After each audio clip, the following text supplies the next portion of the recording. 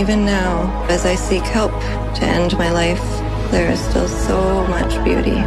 You just have to be brave enough to see it. And all of this is for what? To sell clothes?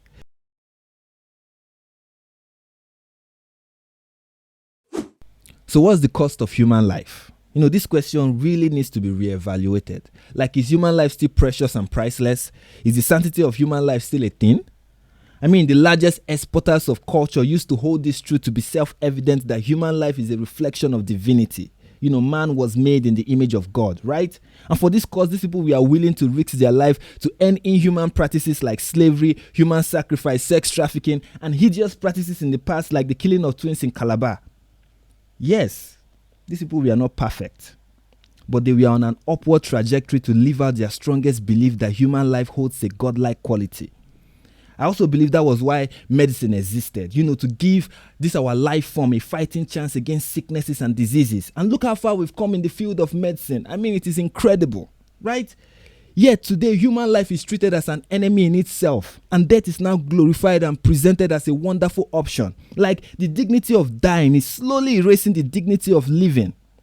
Now, ending a life at its inception is presented as a form of empowerment. You know, it's healthcare, compassion, and even mercy. In the abortion argument, you see people say that it is totally fine if their mother had chosen to abort them. Like, seriously? This kind of approach to living. Like, it's not a big deal to be alive, to exist in this world. These days, it is seen as a curse, and oddly so. Since we live in the best time in human history, this is the best time to be alive.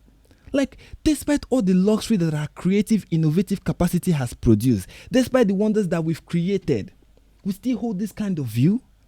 Views that our ancestors did not hold, even when they lived in the worst time possible. And when you think we've gone so far, we take it even few steps further.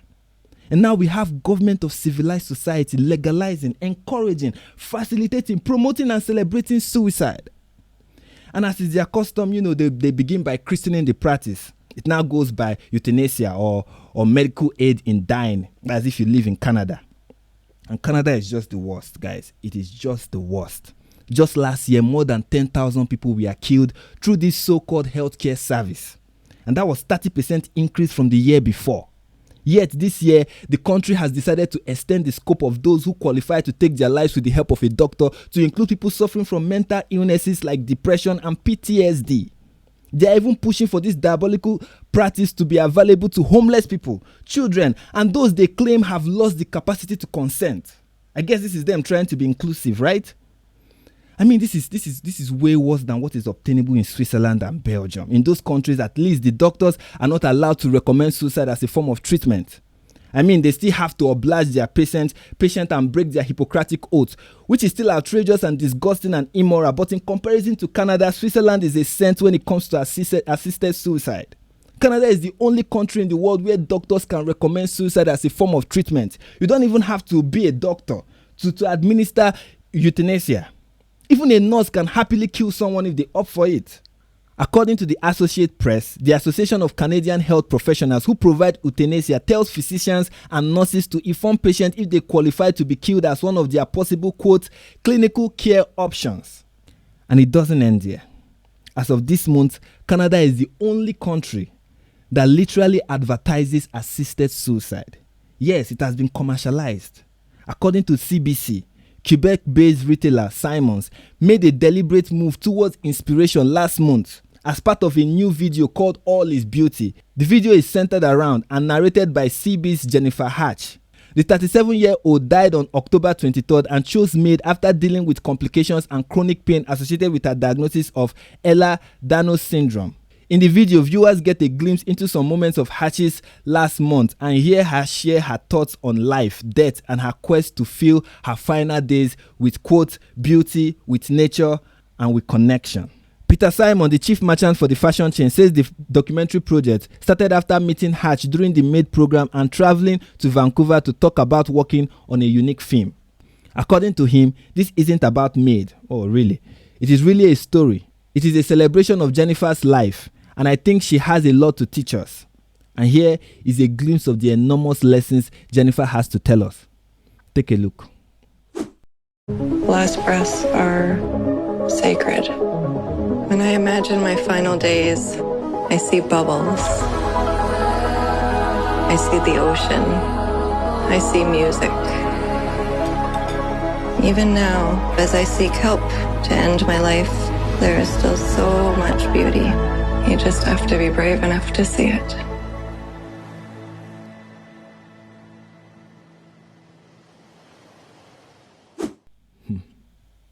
You know, something isn't inspirational because it is accompanied by inspirational theme soundtrack. If you take that out and overlook the B-rolls, you hear the very voice of Satan himself. And all of this is for what? To sell clothes? You are equating choosing to die to a fashion choice? Is this the connection? Is that the inspiration? What exactly is the explanation for this? I mean, the level of corporate greed that would turn a fashion retailer into a vulture preying on the corpse left by assisted suicide. I mean, or maybe I'm being too harsh, right? So let's hear from Peter Simons himself. And I think we felt that it was perhaps hard to reconnect with a hope and an optimism, and we wanted to do something that really underlined human connection and perhaps would help people to reconnect to each other and to this hope and optimism that is going to be needed if we're going to build the sort of communities and spaces where we want to live and that are enjoyable to live in. What a disgusting presentation of word salad. Like, what the hell does this word mean? Human connection, reconnect. Someone would think this fool is talking about an internet service provider. And then he dares to use the word hope. Like, he will use the word hope and suicide in the same sentence, alluding to the fact that suicide tells a story of hope. Yes, I was hopeful, so I decided to kill myself.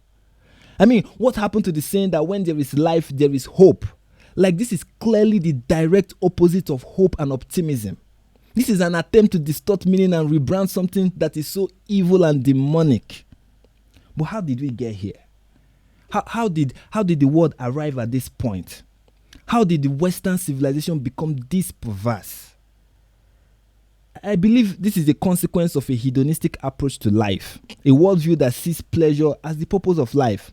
That's why we constantly reject the idea of pain in all its form, and we've made it a medical condition, mental health as psychologists would like to call it. A bad day in the office or a breakup is now a severe case of clinical depression, and the common fear of the unknown or the future is now a chronic case of unbearable anxiety. My generation hasn't faced half of what the ones before us faced, but we claim to be heavily traumatized and are going through therapy to break the chain of childhood trauma. We've bought the lie that, life isn't about suffering. So suffering is abnormal, a sickness, and we'll do anything to escape suffering. We'll ignore reality, redefine truth, abuse drugs, sexually transition, you name it, anything, we'll do it. And now we've been given a hideous offer on a silver platter. Death, the ultimate escape. And for most people, that's a tempting offer. See, when you were born, how the doctors knew you were alive was when you cried for the first time. And it wasn't a cry of joy. It was a cry of pain. It's how they knew that you were alive. And that's the price of life. And it's a price worth paying if you understand how much you have to offer. You have so much to offer. And that's the value of life. You see, life gives you the chance to offer something, to be a blessing, to be a net force for good in a fallen world. What makes life valuable is the endless potential it possesses and presents. That's what makes the pain worth it. So stop trying to escape pain or create a safe space or an alternate reality. What you need is a purpose, a reason to endure pain and suffering. That is where joy, beauty, and fulfillment lies, not in sitting by the beach or having a fun dinner a few seconds before you tell the doctors to turn off your switch. But sadly, we live in a time where pleasure is everything. As long as you are happy, right? As long as it makes you feel good, right? That's the new meaning of life. And that's why for many, human life have become completely and devastatingly meaningless.